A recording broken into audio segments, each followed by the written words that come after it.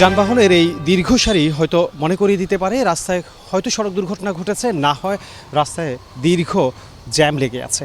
কিন্তু আসলে এই দীর্ঘ সারি যানবাহনের কেন লেগে আছে সেটি চলুন জানার চেষ্টা করুন। মাঝখানে ভালো ছিল, এখন আবার এই সমস্যাটা মানে 5-6 দিন ধরে খুবই সমস্যা। গ্যাসের প্রেশার নাই তো, একদমই প্রেশার কম, আপনার 190 এরকম প্রেশারে গ্যাস নেওয়া লাগে। এবং একবার গ্যাস নিলে হয়তোবা আপনার দেখা যায় ঘন্টা 2-3 গাড়ি চালানো যায়, তারপরে আবার সিরিয়াল। এটা কি সম্ভব? কোন এভাবে গাড়ি চালানো আসলে মোটেই সম্ভব না। গ্যাসের তীব্র সংকট, যার জন্য আমরা দীর্ঘক্ষণ লাইনে দাঁড়ায় আছি, প্রায় 1.5 ঘন্টা লাইনে দাঁড়ায় আছি। আরও প্রায় 1.5 ঘন্টা লাগবে, যে সিরিয়াল আছে। 2.5 ঘন্টা 3 ঘন্টা লাইনে দাঁড়ায় থাকলে আমরা আর কীভাবে গাড়ি চালাবো, কীভাবেই করবো? তো দ্রুত সরকার যদি এটা সমাধান করে আমাদের জন্য ভালো হয়, রাস্তায়ও জ্যামজট কম হয়। এই দীর্ঘ লাইন, প্রায় 2.5 ঘন্টা লাইন, 2 পাম্প ঘুরে আসি, কোনো জায়গায় গ্যাস পাইনি, এই পাম্পে এসে সিরিয়ালে 2 ঘন্টা যাবত সিরিয়ালে দাঁড়ায় রয়েছি। এই সিরিয়াল ধরে আসতেছি, এখনও মনে হয় আরও 1 ঘন্টা লাগবে।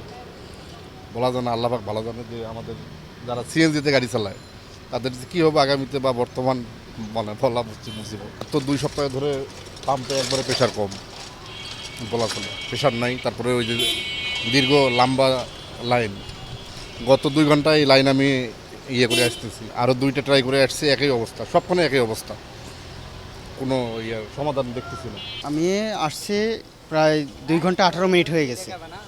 আমি দীর্ঘ প্রায় মানে এখান থেকে লাইন চলে গেছে প্রায় এখান থেকে 2 মাইল হবে।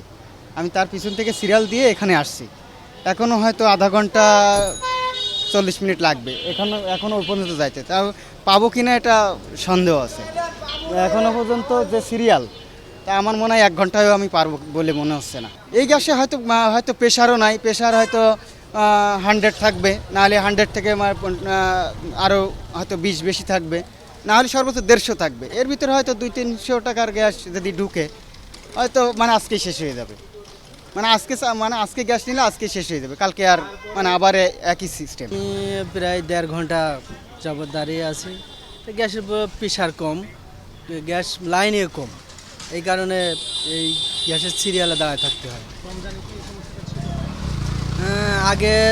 আগেও ছিল, কিন্তু ইদানিং আরও দেখা যাচ্ছে বেশি প্রেশার কম। হয়তো 100 প্রেশার থাকলে পরে আমার গাড়িতে হয়তো 200-250 না 300 টাকার গ্যাস ঢুকবে। এতে আমি হাউস পর্যন্ত যাই আইসে আবার গ্যাস গতকালকে নিয়ে এলাম। আসলেও এখন আমাদের এই বাংলাদেশে যে গ্যাস সংকটটা খুব মানে তীব্রত জ্যাম সৃষ্টি করতেছে। আর 2 ঘন্টা 2.5 ঘন্টা সিরিয়ালে থাইকে গ্যাস পাই, কিন্তু গ্যাস যে প্রেশারটা আমাদের পাওয়ার কথা, ওই প্রেশারটা আমরা এখন বর্তমানে পাচ্ছি না। গ্যাস সংকটের কারণে রাজধানীর সিএনজি স্টেশনগুলোতে এরকম তীব্র যানজট তৈরি হয়েছে, আর এতে করে ভোগান্তি বেড়েছে চালকদের। এই সমস্যার সমাধানে করণীয়ই বাকি। আসলে লাইনে যে কোনো সংকট বা দাম বাড়ানোর জন্য, বৃদ্ধি করার জন্য এরকম একটা হয়। প্রতি বছর এরকমই দেখি, যখন দাম বৃদ্ধি হয় তার আগে লাইনে সংকট হয়। হয়তো সরকারের এরকম কোনো চিন্তা ভাবনা আছে কিনা। রমজান মাসে তো ভালো সার্ভিস দিছে, 3 ঘন্টা 4 ঘন্টা বন্ধ রাখছে, বাকি টাইম তো সুন্দরভাবে এই গ্যাস সার্ভিস দিছে। তো সরকার চাইলেই সম্ভব, বা আমাদের তো ভোলাতেও গ্যাস আছে, গ্যাস সংযোগ করলেই সম্ভব। কালকে রাতে 4টা বাজে পাম্পে গেছি, তাও এরকম লাইন নিতে পারিনি। এই যে সকালে এসে গ্যাসের লাইসেন্স। এই সমস্যার সমাধান করতে গেলে এখন এটা যারা দায়িত্বে আছে তারা এটা ভালো বুঝবে, এটা তো আর আমি বুঝবো না।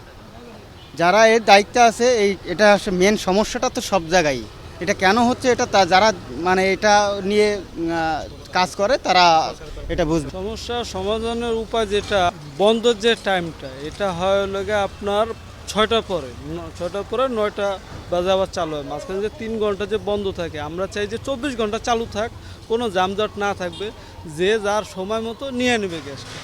তো এই 24 ঘন্টা চালু থাকলে, যেহেতু পাম্পের 2 শিফটির লোকজন আছে, তারা সকাল বিকাল কাজ করে, তারা যদি শিফটিটা আগায় নেয়, 2 শিফটি করে নেয়, তাতে কিন্তু সমস্যা নেই। কিন্তু 24 ঘন্টা চালু থাকলে যানজটটা থাকে না। এখন এগুলোর জন্য আগে যেভাবে চলে আসছে বাইরে থেকে কিনা বা কী করে আনছে, সেই সময় সাপ্লাই ছিল। এখন বাংলাদেশ থেকে এটা উত্তোলন করে সাপ্লাই করবে, এটা সরকারের হিসাব। কারণ সরকার যদি চায় যে এটার দিকে একটু নজর দিতে, যে এটা ভালো কিছু হোক, তাহলে জিনিসটা ভালো হয়। যেহেতু আমাদের সিএনজিতে 2 টাকা আয় হয়, যদি ওভার পাঠাও চালাই 2 টাকা আয় হয়। আমি যদি এলপিজি দিয়ে চালাই তাহলে কিন্তু আমার আয়টা কম হয়। এই জন্য গ্যাসটা নেওয়া আর এইভাবে চলা, এটা যাতে ভালো হয়, যাতে সরকার এটা দেখে জিনিসটা। বিগত দিনে আমরা যেভাবে গ্যাস নিছি, 24 ঘন্টা পাম্পটা খোলা থাকলে আমাদের এই জ্যামজটটা সৃষ্টি হয় না।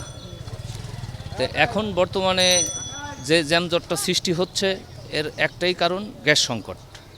এই গ্যাস সংকট আমাদের কি বাংলাদেশ কি আমাদেরকে দিতে চাচ্ছে আমরা এটা বুঝতে পারতেছি না, ঠিক আছে।